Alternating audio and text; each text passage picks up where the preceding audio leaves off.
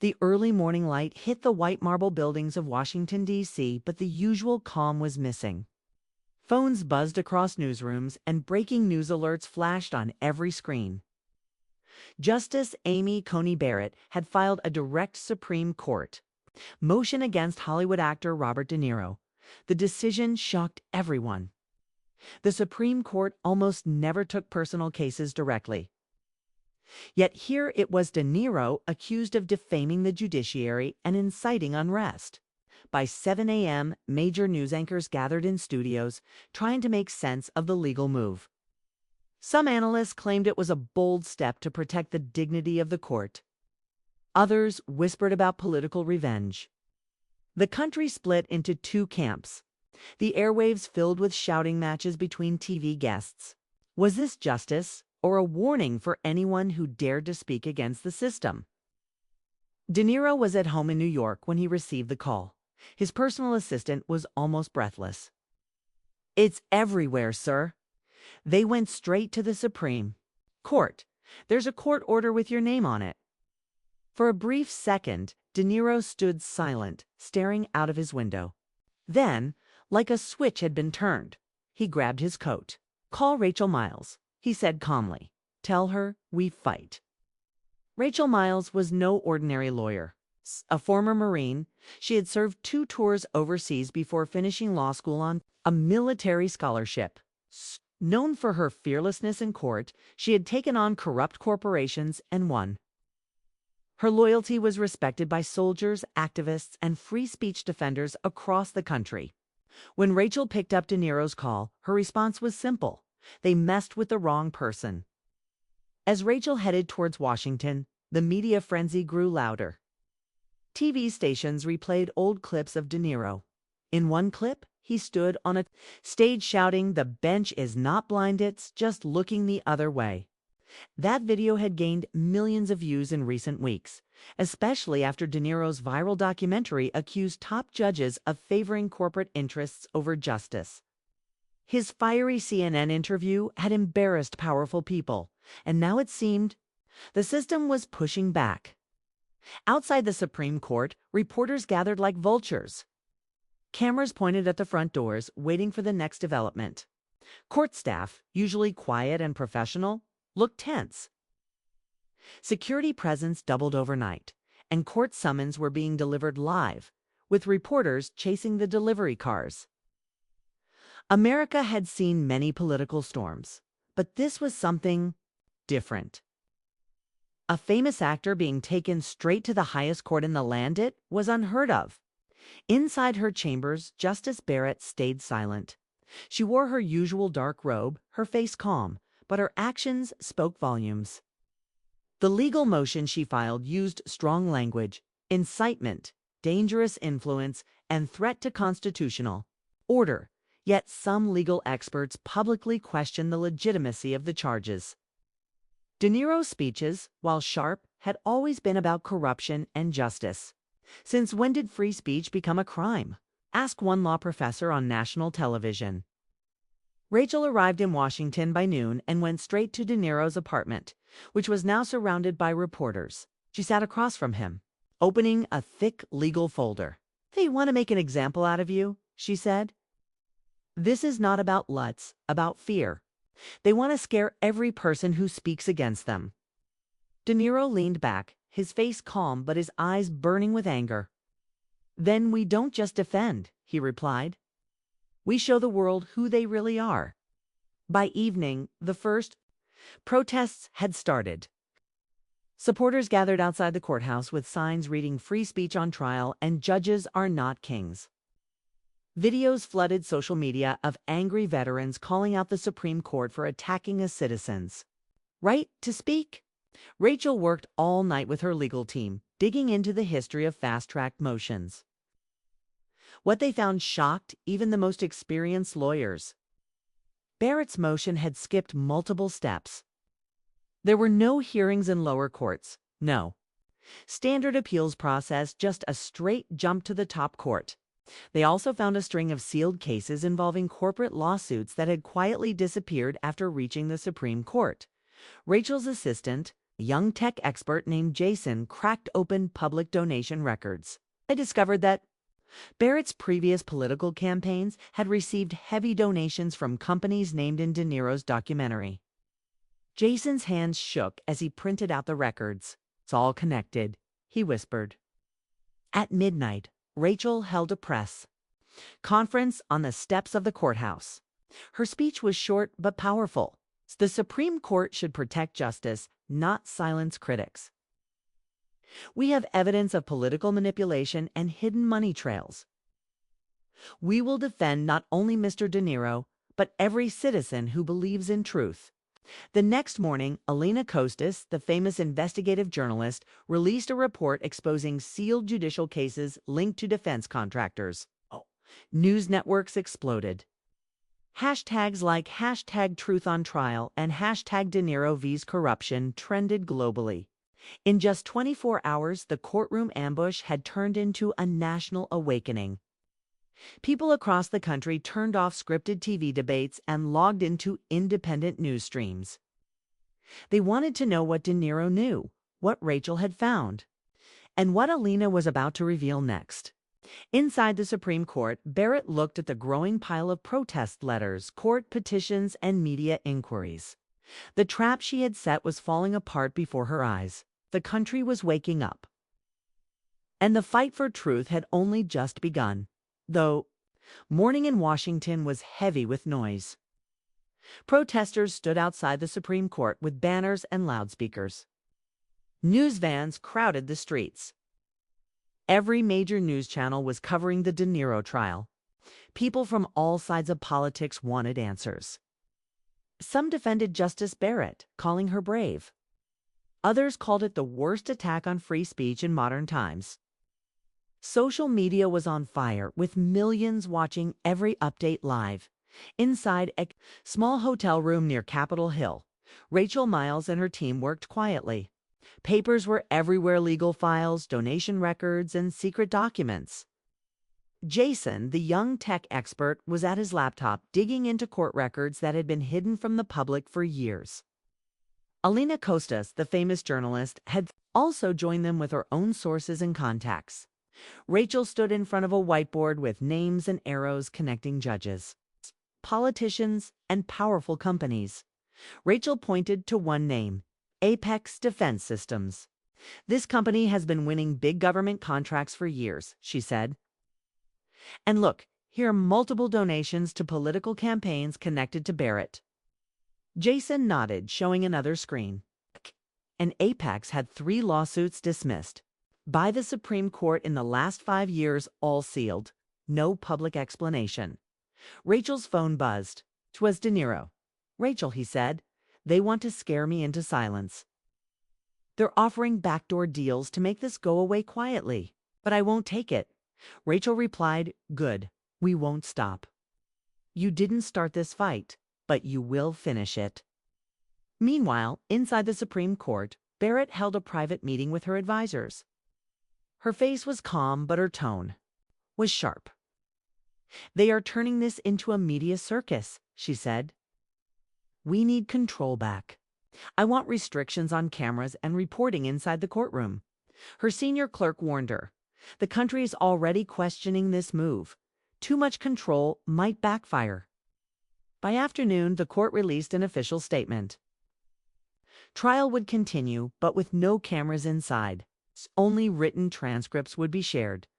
This made people even angrier. Outside the court, protesters shouted, "Why hide if there is nothing to fear?" Alina quickly released an emergency. Reports showing more evidence of Apex Defense Systems influencing judicial decisions. By evening, hundreds more protesters arrived. That night, Rachel held a live press conference. She spoke calmly but clearly. "This is bigger than Robert De Niro. This is about every citizen's right to question those in power.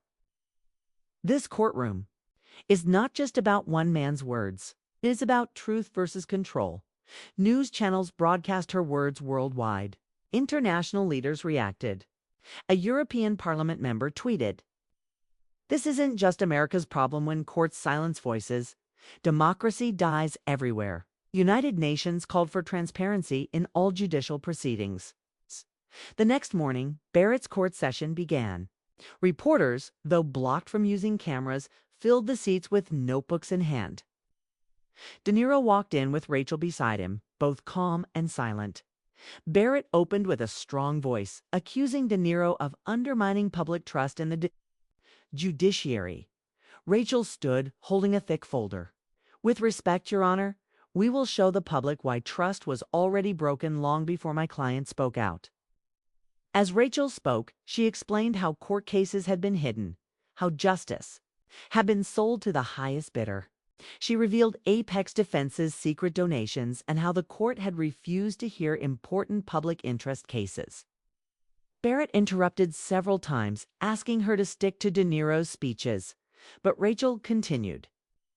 "The speeches are only the surface, Your Honor. Underneath lies a system built to protect power, not justice." Reporters scribbled every word. Outside, Alina released even more leaks messages between corporate leaders discussing silencing De Niro before election season. The public outrage reached new heights. Even late-night comedians joked. Turns out, De Niro wasn't acting. Angry, he was right. Barrett ended the session early, saying she would review the evidence. As people walked out, De Niro whispered to Rachel, "She's losing control." Rachel replied. Morning arrived with loud voices outside the Supreme Court. Protesters had grown in number. They were no longer just De Niro supporters. Veterans, teachers, factory workers, and young students stood together waving banners. People had come from other states, even other countries. Signs read, "Truth is not a crime and courts should protect people, not power." Cameras from international news channels broadcasted the crowd live. Inside the court building, Rachel Miles was preparing for the most important day of her career. She stood in front of her team holding a pile of documents. "Today we take the fight inside," she said. Jason, the young tech expert, smiled. "We've got new proof, Rachel. Last night I found a financial connection between Apex Defense and the Barrett Family Foundation." Rachel's eyes narrowed. "Good. Today, we force this evidence into the courtroom." Meanwhile, Justice Barrett sat in her chambers, feeling the pressure growing. She had received dozens of letters from legal experts across the country warning that this case was dangerous. Even foreign embassies were calling for transparency.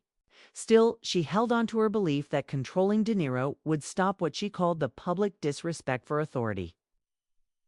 At exactly 9 a.m., the courtroom filled with people. The media was banned from cameras, but journalists lined every bench with pens ready. Barrett walked in, keeping her face calm.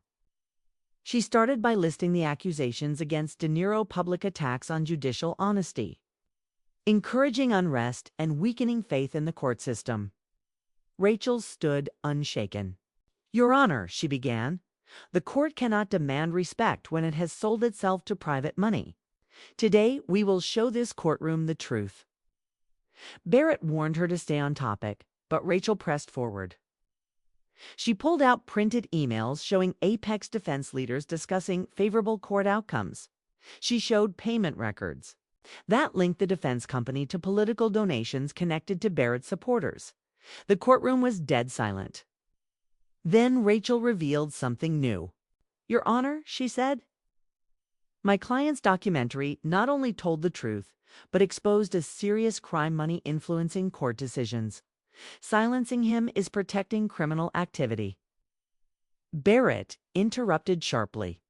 "This trial is about his disrespectful words, not about old cases." Rachel smiled calmly. "Then I request to call a surprise witness." The courtroom gasped. Barrett's face tightened. "You are not allowed to bring unknown witnesses without permission," she said. Rachel replied, "Your Honor, this witness is already approved." Alina Costas. Alina walked in carrying a small box. She was famous, now a symbol of journalism that couldn't be silenced. Barrett tried to stop it, but the room was already focused on Alina. Alina opened the box and placed several flash drives on the table. These drives hold records from 6 court cases where companies donated millions and received favorable verdicts. I also have recordings of conversations where powerful people discussed controlling court rulings through donations. Hands shook slightly, but she kept her voice firm. This is unrelated to Mr. De Niro's case. Rachel looked directly at her. It is directly related, Your Honor. My client spoke out because of these truths. His words are protected under the Constitution, and now we see why they wanted to silence him. The room was silent again. People sitting in the back leaned forward, listening carefully. Outside, journalists were receiving real-time updates from the courtroom. News headlines flashed around the world. Supreme Court hearing exposes corruption. Trail, suddenly. Barrett slammed her gavel. This court will take a short break. As Barrett left the room, her face was pale. Her aides whispered around her. Their voices panicked. She knew things were falling apart. Instead of silencing, De Niro, the court, had become the center of a massive corruption scandal. Outside, protesters cheered as Elena's team leaked the documents live to the public. Social media platforms exploded with posts and video clips. Even politicians who had stayed quiet started speaking out, demanding a full investigation into Barrett's financial connections. Inside the courtroom, Rachel remained calm. She whispered to De Niro, "They tried to destroy you, but they forgot one thing: truth always leaves a mark." De Niro smiled for the first time that week. And people are smarter than they think. After the break, Barrett returned to the courtroom, visibly shaken. She announced, "The court will review the documents. But I remind all parties that this is a case about personal attacks on the judiciary." Rachel stood firmly. "With respect, Your Honor, the people are watching. Justice is on trial now, not just my client." The session ended with reporters rushing out to break the latest news. Crowds outside roared in victory chants, left quickly through private doors, avoiding cameras. Rachel and De Niro exited to applause, greeted by protesters and journalists. In her office, Barrett sat alone, staring at the wall of documents growing against her. She realized this case was no longer about De Niro. It was about her. The courtroom trap had failed, and the people were winning. That night, Alina went live on her channel. This is no longer De Niro's fight. It is the fight of every citizen, tired of injustice. And across the world, people listened. The next morning started with loud chants outside the Supreme Court. The protests had grown even bigger. People from every state came with banners and flags. Some people carried pictures of De Niro with the words "Truth Fighter." Others held signs calling for Justice Barrett to step down. News reporters stood in every corner, giving live updates to millions of people watching around the world. Inside her private office, Justice Barrett sat quietly. Her top advisors looked nervous. One of them whispered, "Your Honor, the White House called this morning.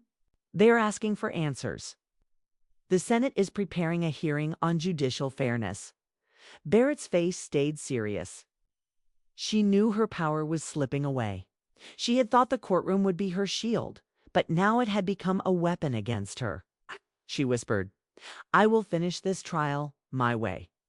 In the hotel room across town, Rachel, Miles, and De Niro reviewed new documents that Alina had brought overnight.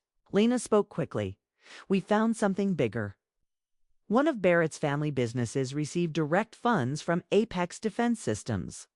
Just months before, 3 big cases were dismissed without hearings. Rachel's eyes grew sharp, enough to demand a full investigation.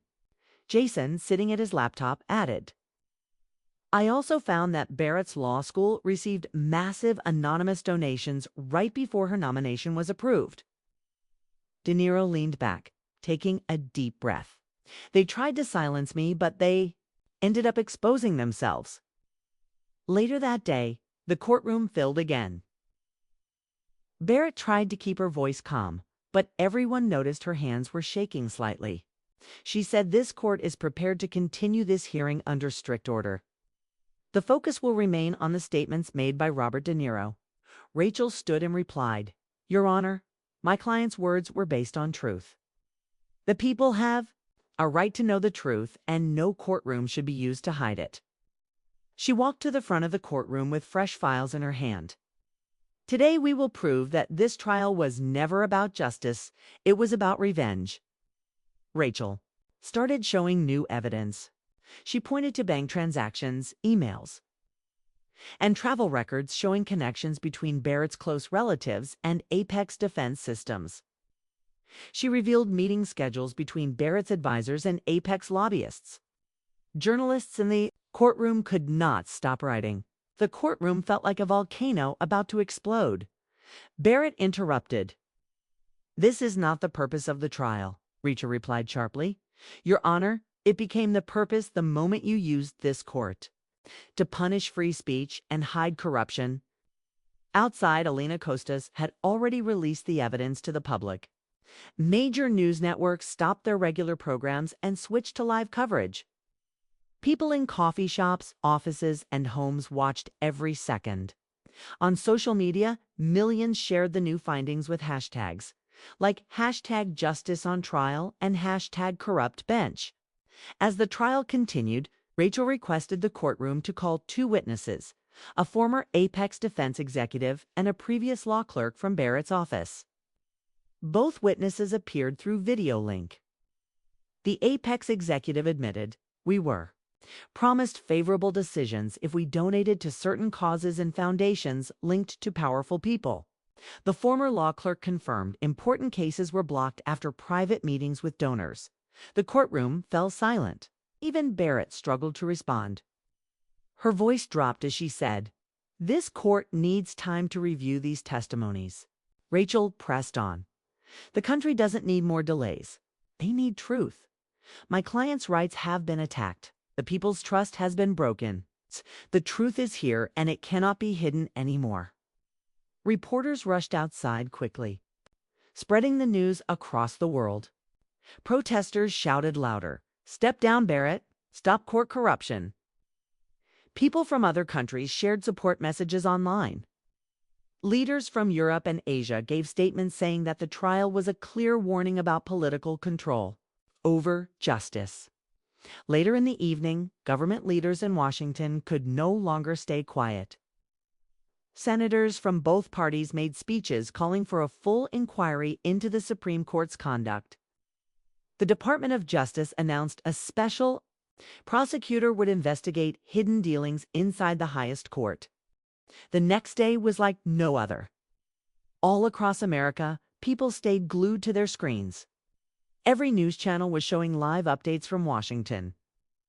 The story had become bigger than just De Niro. It had turned into a national movement. People who had never protested before were now standing in front of courthouses, city halls, and government offices. They all had the same demand: justice must be equal for everyone. Inside the hotel room, Rachel Miles and her team were watching the news while preparing for the next court session. Alina Costas looked up from her phone. "We just got confirmation. 2 more whistleblowers from inside Apex Defense are ready to speak. They claim there are secret contracts between Apex and government officials, and some of those deals were approved by Barrett herself." Rachel stood up immediately. "We need them to testify before the final court session starts." Meanwhile, in the Supreme Court building, Justice Barrett was holding an emergency meeting with her legal advisors. Her most trusted aide warned her, "If these new witnesses speak in court, your position will collapse completely.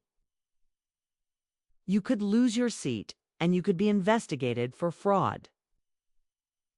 Barrett stayed silent for a long moment. Her hands, once steady with power, now trembled slightly.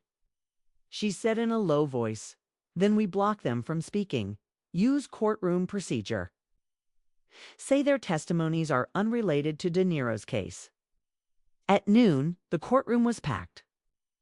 The room felt like a boiling pot. Reporters whispered to each other, cameras were pointed at the front doors, and the public watched the live transcripts being posted online. Barrett opened the session and made a sharp announcement. New witnesses will not be allowed. This court will only hear arguments related to Mr. De Niro's personal actions. Rachel stood up, calm but strong. Your Honor, we object. You are blocking the truth from being heard. The people deserve to know who is controlling this courtroom. Barrett struck her gavel hard. Objection denied. Outside the courtroom, Alina Costas did not wait. She went live on her news channel. Since the court refuses to hear these witnesses, we will show you the truth directly. She played video interviews with the two whistleblowers. One former Apex executive revealed hidden bank accounts used to pay off judges. The second explained secret political donations sent to organizations tied to Barrett. Within an hour, millions of people were watching Elena's livestream. Hashtags like #TruthLeaks and #BarrettExposed trended globally.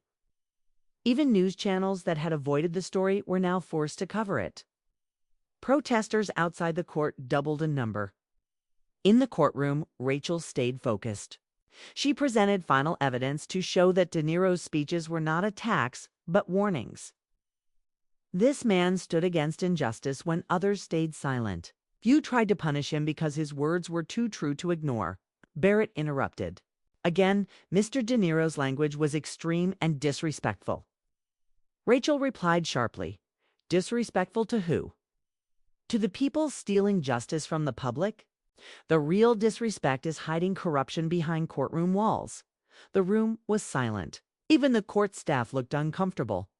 De Niro sat quietly, showing no fear. Outside, the pressure grew. Governors, senators, and legal experts demanded Barrett resign. The Justice Department's special prosecutor announced a formal investigation into judicial corruption. Journalists uncovered old rulings where Barrett had given unfair judgments favoring corporate interests. That evening, a historic event happened. 34 members of Congress signed an open letter calling for Barrett's removal from the bench.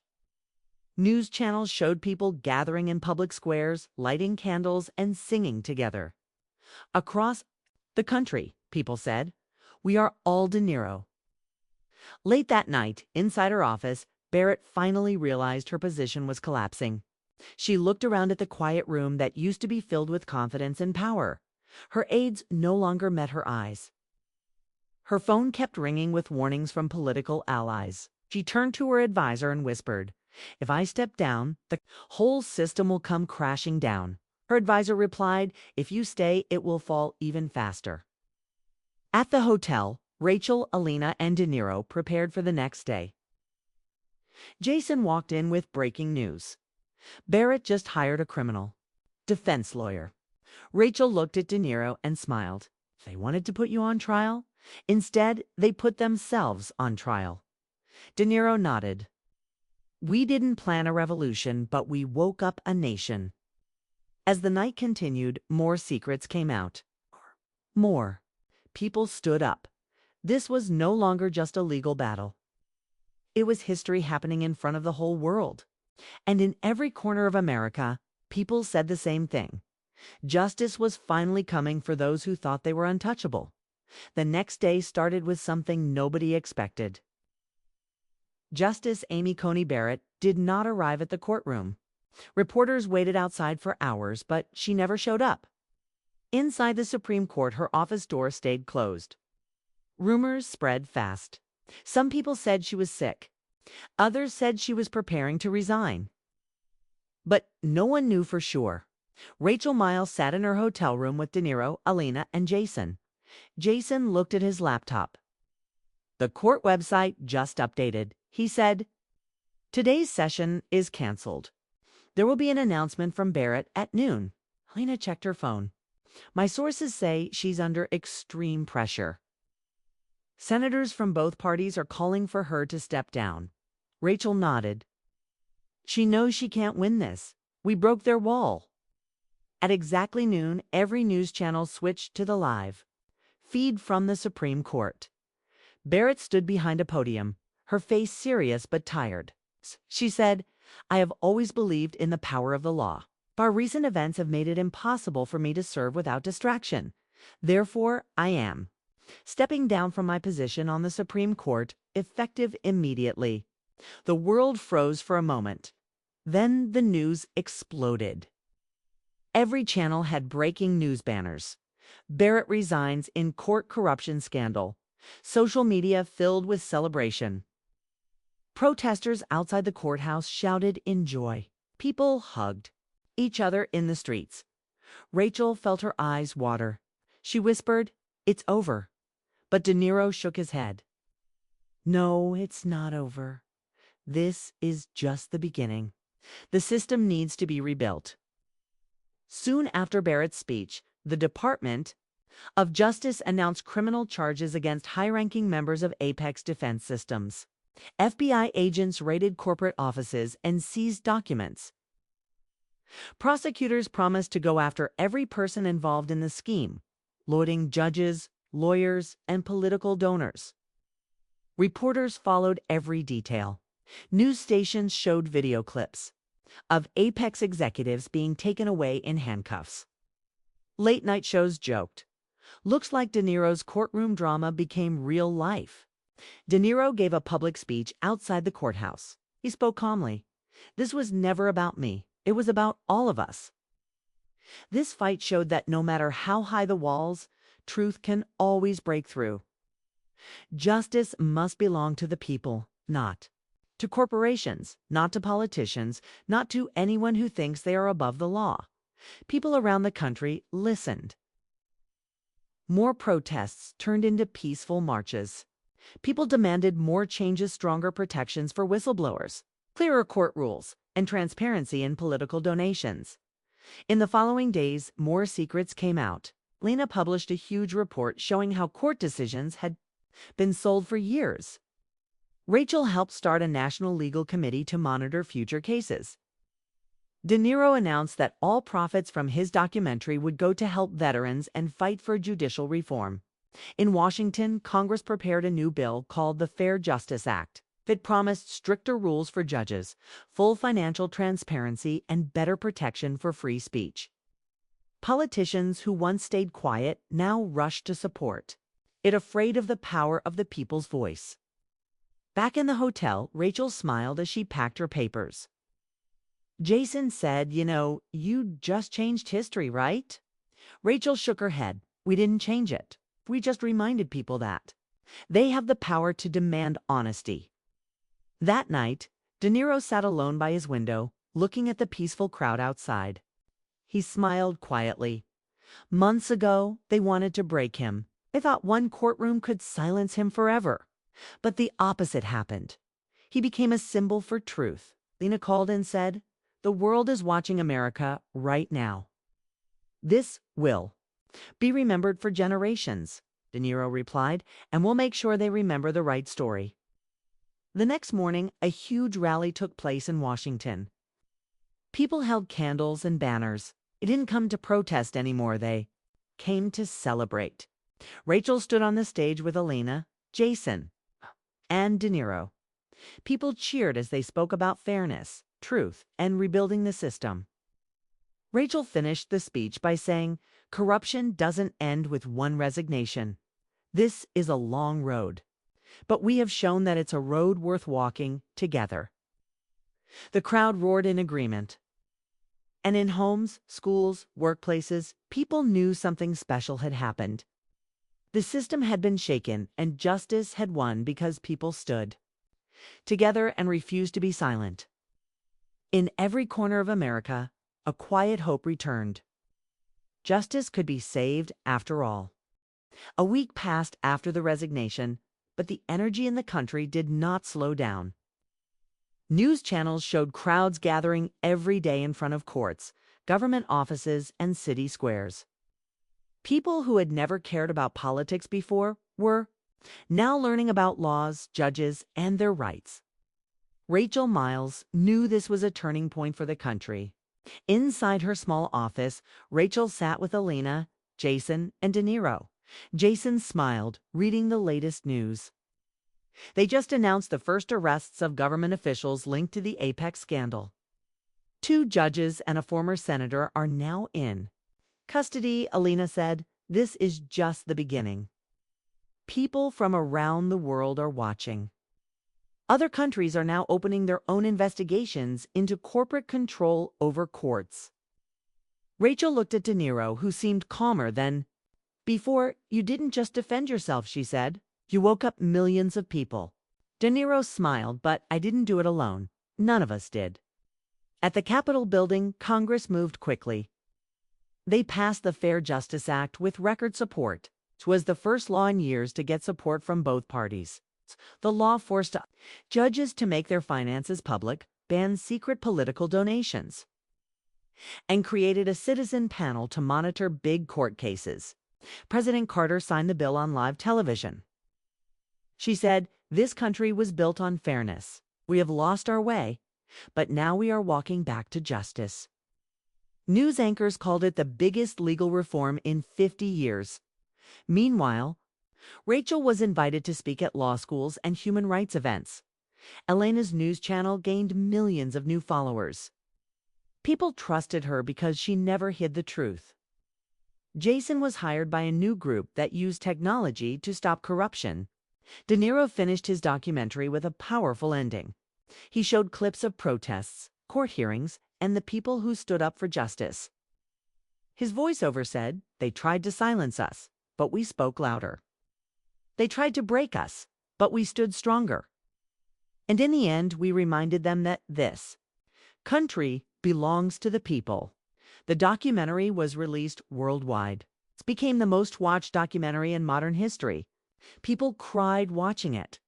Many said it gave them hope again. Months later, the Supreme Court had new judges, people who had never been part of the old system. They came from normal jobs: teachers, public defenders, human rights lawyers. Sat in the courtroom on the day the new judges were sworn in. For the first time, she smiled inside the courtroom, knowing the people's voice had finally changed something powerful. Outside, the public was peaceful but alert. They knew the fight for fairness was never over. They knew power always tried to protect itself, but now they also knew their own power. On the anniversary of the courtroom battle, a large event took place in Washington. Alina stood on stage with De Niro, Rachel, and Jason. People came from all over the world to be part of it. They did not come to protest. They came to celebrate. Rachel stood before the microphone and said, 1 year ago, they wanted to silence a man they thought power could not be challenged. But you proved them wrong. You proved that truth cannot be jailed. You proved that the law belongs to every citizen, not to a few rich people. And you proved that justice is not a gift from leaders, it is a right of the people. The crowd clapped and cheered. Families stood together. Veterans hugged De Niro. Journalists praised Alina. People took photos with Rachel and Jason. De Niro spoke last. His voice was calm, but his words were strong. Never forget this moment. Never forget that when you stand up, you don't stand alone. Millions of people want fairness. Millions of people hate injustice. Sometimes it only takes one trial, one truth to remind them they have the power. Don't be afraid to speak. Don't be afraid to fight for justice. Because when you do, you don't just save yourself. You save the soul of the country.